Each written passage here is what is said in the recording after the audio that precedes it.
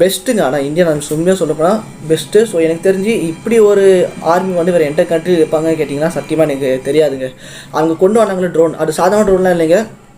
பறக்கும் போதே பார்த்தீங்கன்னா இந்த புல்லட்ஸ் கரெக்டாக வந்து அட்டாக் பண்ணுற மாதிரி, ட்ரோன் எங்கே பறக்கூட அங்கே கரெக்டாக வந்து புல்லட்ஸ் அட்டாக் பண்ணுற மாதிரி தான் அந்த ட்ரோன் வந்து அவங்க ரெடி பண்ணியிருக்காங்க. லைக் ட்ரோன் பறக்க புல்லட்ஸும் வந்து அட்டாக் ஆகிற மாதிரி தான் அந்த ஒரு வாரே வந்து போயிட்டு இருந்துச்சு. ஸோ இந்தியன் ஆர்மி வந்து அவங்க எடுத்துகிட்டு வந்த எல்லா ட்ரோன்ஸையும் சரி மிசைல்ஸையும் சரி அடித்து தூக்கிட்டாங்க. கரெக்டாக அந்த ட்ரோன் எங்கே பறக்கூடோ கரெக்டாக அந்த இடத்த பார்த்து அவங்க ஷூட் பண்ணி அந்த ட்ரோனையும் பார்த்தீங்கன்னா அடித்து தூக்கிட்டாங்க. இது மட்டும் இல்லாமல் ஜெட்டு சாதாரண வீட்டில் இங்கே பாகிஸ்தானு பத்தான்கோட்குள்ளே வந்துட்டாங்க. லைக் பஞ்சாபில் இருக்க பத்தான்கோட் எல்லாருக்குமே தெரியும். ஒரு ஜெட்டு எடுத்துகிட்டு வந்தாங்க, லைக் JF-17 சொல்லிட்டு.